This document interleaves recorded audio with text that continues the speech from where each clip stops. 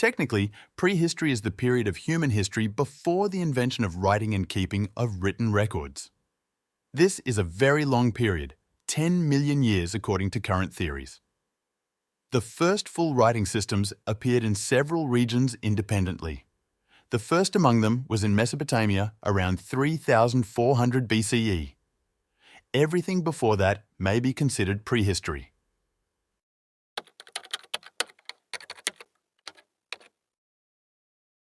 There have been societies in recent times which have had no writing system.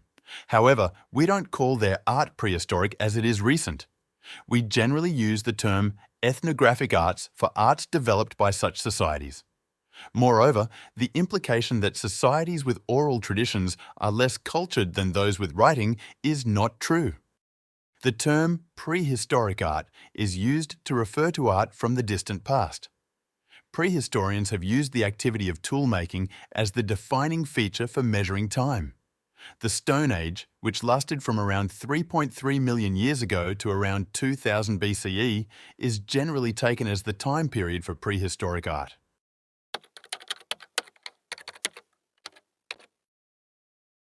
Prehistoric art may be divided into two main categories. Rock art, which consists of markings on rock surfaces that were intentionally produced by members of the genus Homo, that is, human beings or species closely related to humans like Neanderthals. Portable art, which is made up of a diversity of materials, whose key determining feature is that they are small enough to be carried easily by humans. It includes sculptures, beads, pendants, etc.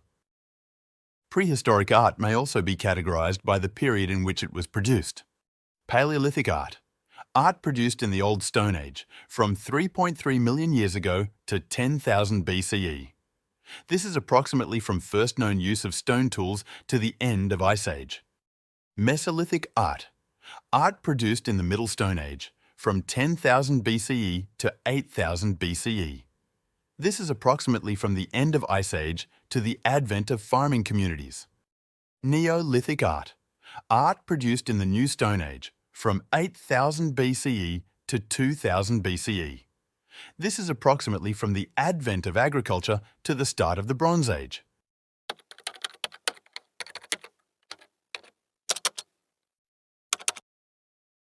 Apart naturally preserved sites, prehistoric rock art was always known to the locals, though they didn't know its age. The first known mention of rock art in a written text is by Chinese philosopher Han Fei in his book Han Fei Zi.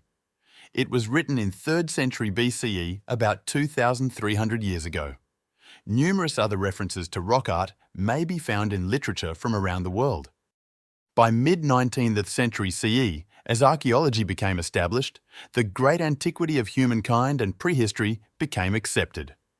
Consequently, the study of prehistoric art became widespread, systematic, and better documented. In the 1860s, Archibald Carlyle, an English archaeologist active in India, discovered rock paintings in shelters at Mohana Paha, near the village of Hanmana in Pinesaur, Uttar Pradesh.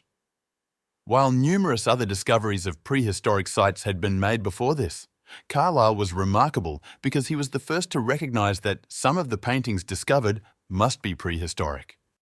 Marcelino Sanz de Sautuola was a Spanish jurist and amateur archaeologist. In 1878, he discovered Paleolithic paintings on a cave on his property, known as the Altamira Cave. Due to the sophistication of the art found, experts considered Sautuola's discovery a hoax. He died in 1888, still not credited for his monumental find. At the end of the 19th century, there were a number of discoveries of painted engraved caves in France.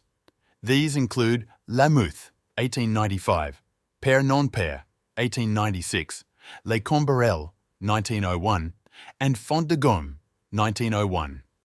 As images of long-extinct animals were discovered from these sites, doubts over their authenticity as prehistoric art began to mitigate. In 1902, the great prehistorians of the time declared Altamira to be authentic.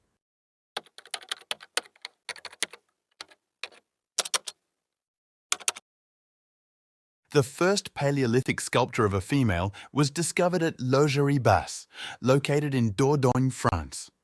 It was found in 1864 by Paul Hureau, an amateur archaeologist from France.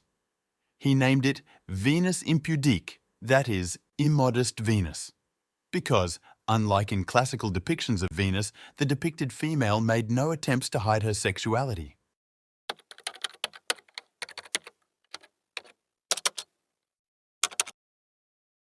Paleolithic cave art is dominated by animals. Natural forms of the caves are often exploited to give volume to depicted animals. Also, acoustic qualities of the caves may have played a part in choosing the location for Paleolithic cave art. Paleolithic sculpture is also dominated by depictions of animals with human representations being few. The few human representations are mostly of pregnant females.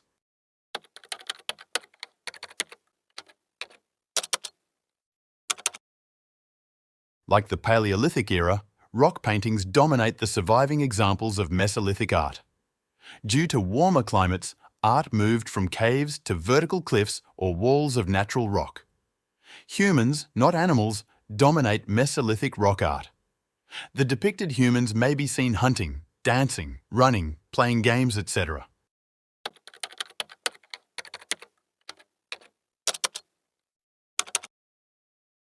Sculpture made a comeback in Neolithic era after being nearly absent in the Mesolithic.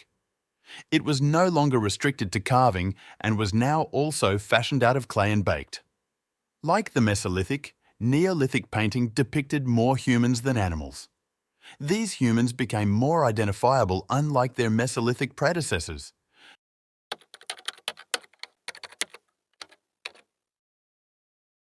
With some rare exceptions, there is nothing to tell us reliably what a rock art motif depicts or means. Most rock art interpretations are based on the perception of observers. There is no rational explanation for the traditional assumption that researchers have some additional insight into the meaning of rock art acquired by many years of observing such art traditions. Thus, most theories about the meaning of prehistoric art has no value in the scientific study of the subject. Nonetheless, we will cover the most prominent theories about the purpose of prehistoric art. Art for art's sake. The simplest view that prehistoric was merely decorative. Hunting fertility magic theory. This theory proposes that prehistoric artworks were created thinking that they would ensure the success of a hunt or increase reproduction and fertility. Shamanistic interpretation. When anthropologists studied the rock art of southern Africa, they found it to be related to shamanistic practices.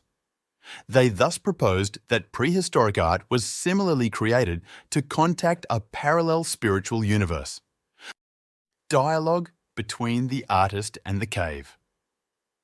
Recent researchers have focused on the individuality of each cave, describing the process of creating art in them as dialogue between the artist and the cave, in a religious sense.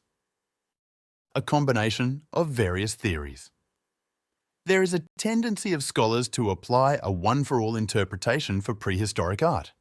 They present selected images to justify their interpretation, leaving the other majority unexplained.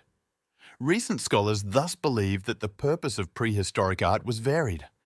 For more details and for sources, visit the URL in the description. Thanks for watching, and don't forget to like, share and subscribe.